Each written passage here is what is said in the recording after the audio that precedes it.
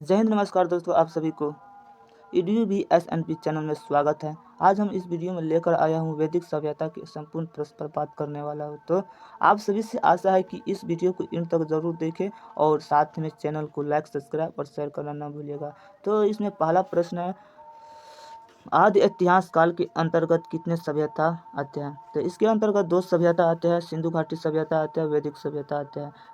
तो अगला प्रश्न 2 है, 2 को बोल रहे हैं, वैदिक काल को कितने भागों में विभाजित किया गया है? वैदिक काल को कितने भागों में विभाजित किया गया है?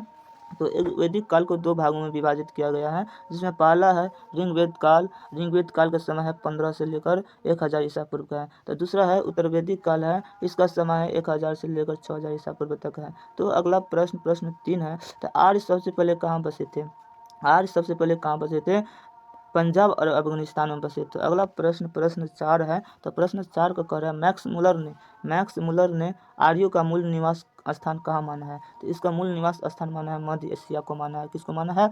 मध्य एशिया को माना है। तो अगला प्रश्न की ओर चलते हैं। प्रश्न 5 बोल रहे हैं, आर्यों के द्वारा निर्मित सभ्यता कौन है? आर्यों के द्वारा निर्मित सभ्यता कौन है? तो आर्यों के द्वारा निर्मित सभ्यता है वैदिक सभ्यता। कौन सी सभ्यता है? वैदिक सभ्यता है। तो अगला प्रश्न 6 है, आर्यों का भाषा क्या है? तो आर्यों कौन सा भाषा बोलते थे? आर्यों संस्कृत भाषा बोलते हैं, इसका भाषा संस्कृत है। अगला प्रश्न 7 है, ऋग्वेद समाज को कितने वर्णों में विभक्त किया गया था? ऋग्वेद समाज को कितने वर्णों में विभक्त किया गया था? तो इसको 4 वर्णों में विभक्त किया गया था, जिसमें पहला है ब्राह्मण, क्षत्रिय, वैश्य और शूद्र। तो ऋग्वेद समाज को कितने वर्णों में विभक्त किया गया था? तो इसको 4 वर्णों में विभक्त किया गया था, विभाजित किया गया था, बांटा गया था। तो इसी प्रकार आएगा। तो अगला प्रश्न 8 का है, आर्य का मुख्य पेय पदार्थ क्या थी? आर्य का मुख्य पेय पदार्थ सोमस थी। क्या था? क्या थी? सोमस थी। क्या थी? सोमस थी। तो अगला प्रश्न 9 है। तो प्रश्न 9 में कह रहा है, वेद को और क्या कहा जाता था? वेद को और क्या कहा जाता? वेद को और किस नाम से जाने जाते थे? वेद को और क्या कहकर बुलाते थे? तो वेद को श्रुति कहकर बुलाते थे। श्रुति क्या कहकर बुलाते थे? श्रुति कहकर बुलाते थे, श्रुति कहकर बुलाते थे। तो अगला प्रश्न 10 है। तो प्रश्न 10 में कह रहे हैं, वेद की संख्या कितना है? वेद की संख्या कितना है? वेद की संख्या कितना है? वेद की संख्या कितना है? इसकी संख्या 4 है। वेद की संख्या कितना है? 4 है। पहला ऋग्वेद है, दूसरा यजुर्वेद है, तीसरा सामवेद है, चौथा अथर्ववेद है। तो अगला प्रश्न है, तो ऋग्वेद किस वैदिक साहित्य के अंतर्गत आता है? तो ऋग्वेद पूर्व वैदिक साहित्य और ऋग्वेदिक साहित्य के अंतर्गत आता है। तो अगला प्रश्न 12 है। प्रश्न 12 में बोल रहे हैं, उत्तर वैदिक साहित्य के अंतर्गत कौन सा वेद आता है? उत्तर वैदिक साहित्य के अंतर्गत कौन सा वेद आता है? तो इसके अंतर्गत आता है 3 वेद आता है। उत्तर वैदिक साहित्य के अंतर्गत कितने वेद आते हैं? 3 वेद आते हैं। कितने वेद आते हैं? 3 वेद आते हैं, जिसमें पहला है यजुर्वेद, दूसरा सामवेद, तीसरा अथर्ववेद। तो अगला प्रश्न 13 है। 13 में बोल रहा है, वेद की भाषा को क्या कहा जाता था? वेद की भाषा को क्या कहा जाता था? प्राक संस्कृत या वैदिक संस्कृत कहते थे। वेद की भाषा को क्या कहा जाता था? प्राक संस्कृत या वैदिक संस्कृत कहते थे। तो अगला प्रश्न 14 है, ऋग्वेद में आर्य के निवास स्थान के लिए किस शब्द का प्रयोग करता था? ऋग्वेद में आर्य के निवास स्थान के लिए किस शब्द का प्रयोग किया करता था? तो इसका प्रयोग करते थे सप्त सेंधव शब्द का प्रयोग करते थे। ऋग्वेद में आर्य के निवास स्थान के लिए किस शब्द का प्रयोग करते थे? सप्त सेंधव का प्रयोग करते, सप्त सेंधव शब्द का प्रयोग करते थे। तो 15 15 को कह रहे हैं, पंजाब के ऋग्वेद काल में किस नाम से जाना जाता था? पंजाब को ऋग्वेद काल में किस नाम से जाना जाता था? इसको सप्त सेंधव के नाम से जाना जाता था। पंजाब को ऋग्वेद काल में किस नाम से जाने जाते थे? सप्त सेंधव के नाम से जाने जाते थे। तो सबसे पहले आर्य कहाँ आया था? तो हमारे पंजाब में आया था। कहाँ था? पंजाब का निवास स्थान कहाँ है? पंजाब और अफगानिस्तान को बताया गया है। तो आर्यों का मूल निवास स्थान कहाँ बताया गया है? पंजाब और अफगानिस्तान को बताया गया है। तो अगला प्रश्न है, इसमें प्रश्न 16 का कह रहे हैं, बिहार में आज का फिलहाल नदी तक हुआ था। इसमें बोल रहा है, आर्य का फिलहाल किस नदी तक हुआ था? यानी कि आगमन किस नदी तक हुआ था? बिहार में आर्य का आगमन किस नदी तक हुआ था? तो इसका गंडक नदी तक हुआ था। कहाँ तक हुआ था? गंडक नदी तक हुआ था। बिहार के गंडक नदी तक जो आर्य आए थे। तो अगला प्रश्न है, प्रश्न 17 है, ऋग्वेद काल में गांव की रक्षा के लिए कौन सा चुनाव हुआ करता था? ऋग्वेद काल में गांव की रक्षा के लिए कौन सा चुनाव हुआ करता था? सरदार और राजन का चुनाव हुआ करता था। ऋग्वेद काल में गांव की रक्षा के लिए गौ यानी कि गाय की रक्षा के लिए किसका चुनाव हुआ करता था? सरदार और राजन की चुनाव हुआ करता था। तो गाय जिसको हम गाय कहते हैं, गाय की रक्षा के लिए ऋग्वेद काल में सरदार और राजन का चुनाव हुआ करता था। तो अगला प्रश्न है, प्रश्न 18 है। 18 में बोल रहे हैं, ऋग्वेद काल में आम लोग की संख्या के रूप में किसका सबसे ज़्यादा महत्व था? ऋग्वेद काल में आम लोगों की संख्या के रूप में किसका सबसे ज़्यादा महत्व था? तो इस विदाई का किसका था? विदाई का सबसे ज़्यादा महत्व था ऋग्वेद काल में आम लोगों के रूप में। तो अगला प्रश्न 19 का है। तो प्रश्न 19 में कह रहा है, विदाई के स्थान पर क्या रखा गया? विदाई के स्थान पर सभा और समिति को रखा गया। किसको रखा गया? सभा और समिति को रखा गया विदाई के स्थान पर। ऋग्वेद काल में विदाई के स्थान पर किसको रखा गया था? सभा और समिति को रखा गया था। तो अगला प्रश्न 20 का कह रहे हैं। तो प्रश्न 20 है, सभा और समिति का अंतर। सभा में विशिष्ट लोगों का स्थान था। कौन सा? बड़े बड़े लोगों का स्थान था। और समिति में आम लोगों का संस्था थी। क्या थी? आम लोग आती थी। समिति कराती थी आम लोग और सभा विशिष्ट लोग का था। किसको लगता? विशिष्ट लोगों का था सभा।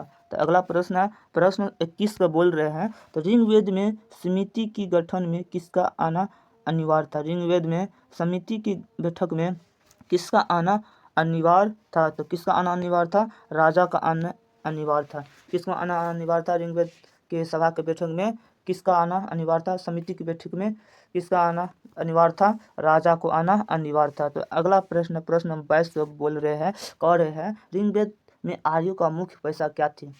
ऋग्वेद में आर्यों का मुख्य पेशा क्या थी? तो इसका मुख्य पेशा था पशुपालन करना। क्या थी? पशुपालन करना। ऋग्वेद में आर्यों का मुख्य पेशा क्या थी? पशुपालन करना। तो अगला प्रश्न की ओर चलते हैं। अगला प्रश्न 23 का बोल रहे हैं, कह रहे हैं, ऋग्वेदिक काल में किसका खेती होती थी? ऋग्वेदिक काल में किसका खेती होती थी? तो जौ, जिसको यज्ञ भी कहा जाता है। क्या कहता है? यज्ञ भी कहा जाता है। ऋग्वेद काल में किसका खेती होती थी? तो जौ को खेती होती थी। तो 24 प्रश्न 24 का कर है। तो भैया स्क्रीन पर दिया हुआ 24, ऋग्वेदिक काल में इंद्र को क्या कहते थे? ऋग्वेद काल में इंद्र को क्या कहते थे? युद्ध का देवता। किसको क्या कहते थे? युद्ध का देवता कहा जाता था। क्या कहा जाता? युद्ध का देवता कहा जाता था ऋग्वेद काल में इंद्र को। ऋग्वेदिक काल में इंद्र को क्या कहा जाता था? युद्ध का देवता। किसका देवता? युद्ध का देवता। तो अगला प्रश्न प्रश्न 25 का बोल रहे हैं, और है, ऋग्वेदिक काल में अग्नि को क्या कहते थे? ऋग्वेदिक काल में अग्नि को क्या कहते थे? तो इसको कहते आग का देवता। अग्नि को किसको कहते थे? आग का देवता कहते थे अग्नि को ऋग्वेदिक काल में। तो अगला प्रश्न है, प्रश्न 26 का कर है, आर्य लोग भारत में आने पर कितने सामाजिक वर्गों में विभाजित हो गया था? तो 3 सामाजिक वर्गों में विभाजित हो गया था। पहला योद्धा, पुरोहित, साधारण योद्धा जो युद्ध करने वाला, दूसरा पुरोहित, तीसरा साधारण जन था। तो 27 को बोल रहे, 27 प्रश्न है, उत्तर वैदिक काल में आर्यों ने पशुपालन के स्थान पर मुख्य पेशा कौन बनाया था? तो कृषि तथा खेती। तो पशुपालन के स्थान पर मुख्य पेशा उत्तर वैदिक काल में जो कृषि तथा खेती रखी थी। तो ऋग्वेद काल में था उसका पशुपालन था उसका मुख्य पेशा। तो अगला प्रश्न की ओर चलते हैं। अगला प्रश्न 28 का है। 28 को बोल रहे हैं, उत्तर भारत में लौह युग का आरंभ किस काल में हुआ था? उत्तर भारत में लौह युग का आरंभ किस काल में हुआ था? तो उत्तर वैदिक काल में। उत्तर भारत में लौह युग का आरंभ किस काल में हुआ था? उत्तर वैदिक काल में। तो अगला प्रश्न की ओर चलते हैं। प्रश्न 29, किस काल में लोग अस्थायी रूप से जीवन व्यवस्थित करने लगे?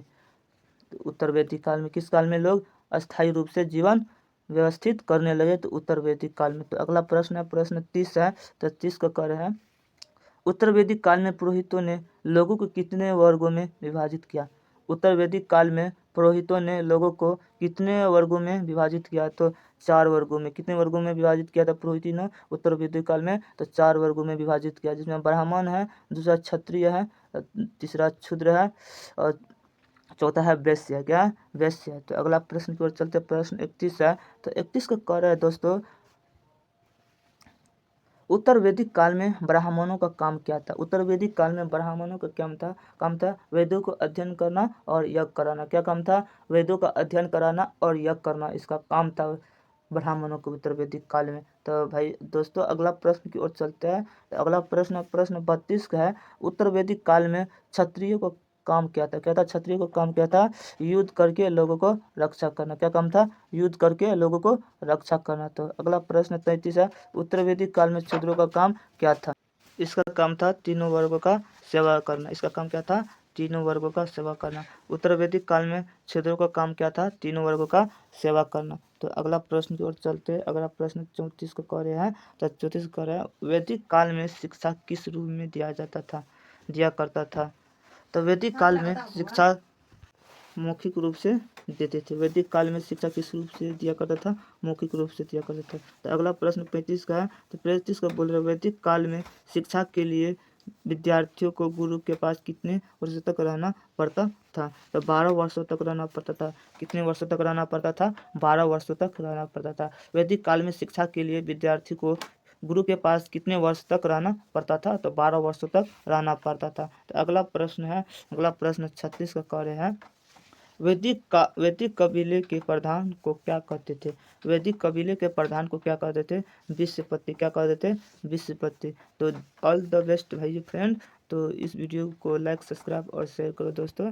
तो अगले वीडियो को देखने के लिए हमारे चैनल को सब्सक्राइब जरूर करना।